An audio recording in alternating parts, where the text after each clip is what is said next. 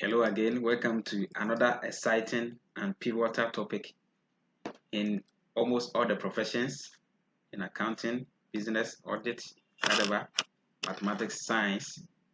That's proportion, ratio, and rate. Proportion, ratio, and rate. It's very, very pivotal. You cannot dodge it. Wherever you find yourself, you'll be doing proportion, right? So let's start off. I hope you're going to enjoy it. There are so many questions that are not limited to proportion per se, but you need to apply proportion, or the smartest way is to apply proportion. I'll give you the key, then you'll be applying it as we go along. So enjoy the lesson. Proportion is another way of writing fraction. That is how simple or basic definition can do. Another way of writing fraction mathematically, right? Good. And normally it is used for comparison. It's to compare two or more items. That is a basic idea you should have in mind, right?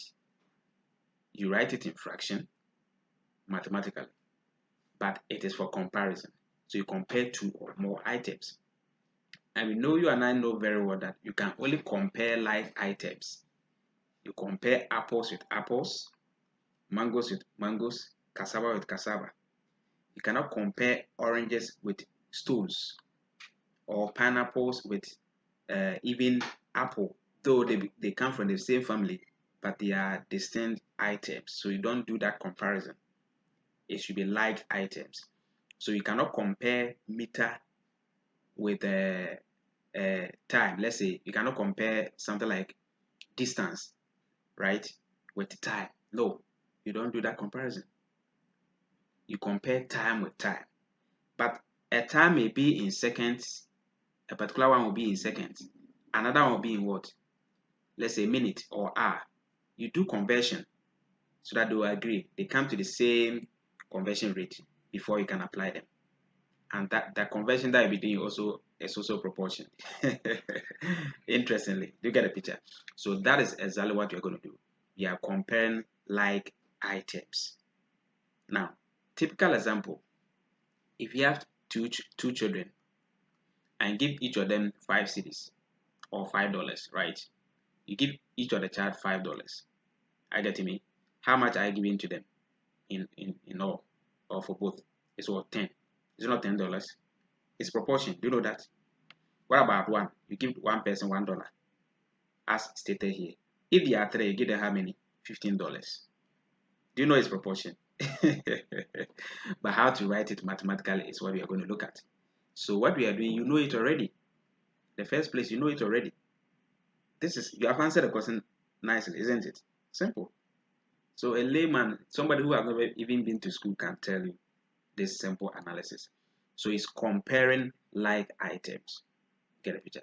So let's move on to the next thing, how the calculation is being done mathematically.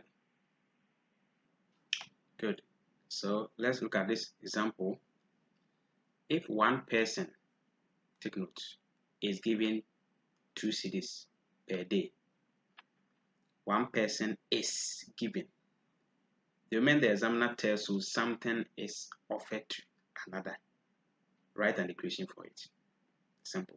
So what can I say? If one person equal to 2 cedis, it's a great opportunity for you to write an equation. You have solved the question 80% of it. Right? The moment you do that, you have solved 80% of the question. Right? He's asking, how much is given to 2 persons? And this comparison, 1 person and 2 persons. So 2 persons will be what? That is the question he's asking. This is where the comparison comes in. He talks about one part, right? And asks, what if it is like this? What will it be? It's a simple analysis you need to do. So if one person is given 2 cedis, what will be 2 persons? Now, are you expecting more or less? You're expecting more, virtually, isn't it? One person is given 2 persons. And in proportion, what it means is that all other factors are held constant, right? Like the economists will say, nothing changes. So don't come in with your with your emotions. That okay, what if the second two people eat more than one person, right? No, it's not about that. All other factors are held constant, right? So they remain the same. So if one person is giving the two person, we are expecting more. And the comparison we are doing is that if more, less device. That's all. So one person and two persons. Two persons are expecting more. Yes. If more, we are expecting more to be given to them. Okay. The less of the same kind. So two persons must divide one person. Not two persons over money. That's a wrong comparison. You can't say persons over money. It is persons over persons. Money over money. Distance over distance. Time over time. Do you understand? Angle over angle. Fraction over fraction. That is exactly what you're going to do. That's why I'm emphasizing it here. So that all the questions, the subsequent questions you'll be answering, you know where it's coming from. If more, less of the same kind device multiplied by 2 cities. The question is answered. What do you have for that? This one, every number is over what? 1. So 2 times 2 will give us what? 4 cities, as it has been calculated here. Can you see? So if more, less device times the money. Person over person. He's asking, what about 5 persons? The same approach. The same equation what you use. Don't discard the equation you write for the beginning. Continue doing it. I know there are other methods, but it's the best one, the smartest way, fastest, smartest way to generate your answers. One is about proportion or comparison. So 5 persons, what do you expect? I expect more or less more. 1 person giving 2 cities, 5 persons. So if more, the less of a kind, person over person times the money, 2 cities. This will generate 10 cities. So even before I did the writing or the calculations mathematically, you knew the answer. So who told you proportion is difficult? You knew the answer before I did it. Didn't you produce the same answer for me? Yes, you did. So we are just writing mathematics, how to present it mathematically to the examiner to mark for you to make sense. That's all. So we are done. That's the end of proportion. Any question? Are you surprised? So they'll give a complex question. The complex questions are even easier than the one I did. So let's see how some complex questions will come. So let's look at some more examples over there. So that's all about proportion. That's all about proportion. On that note, we can say we have 2 types of proportion.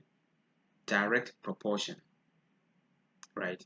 And what? Indirect. When you say direct, it's simple. The example is what we just did. As one component increases, the other component also increases. How many components were we discussing earlier? We're talking about persons and what? And money allocated to them. Do you remember that question? Yes.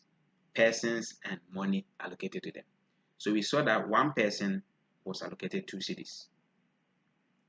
2 persons, after calculation, we had 4. 5 persons, we had what? 10. So as the persons increase, the amount of money also increases. So the same direction.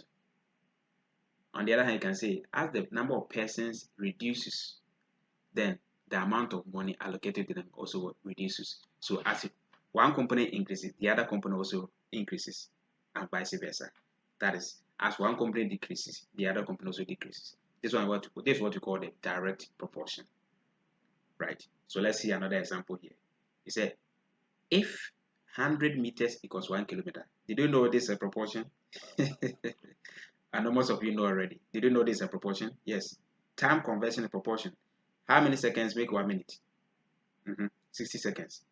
So you just write, if 60 seconds equals 1 minute, it's proportion. Then they ask for 45 seconds, right? So let's do that one before we come to this. If 60 seconds equals 1 minute, I'm asking you 45 seconds. Are we expecting more?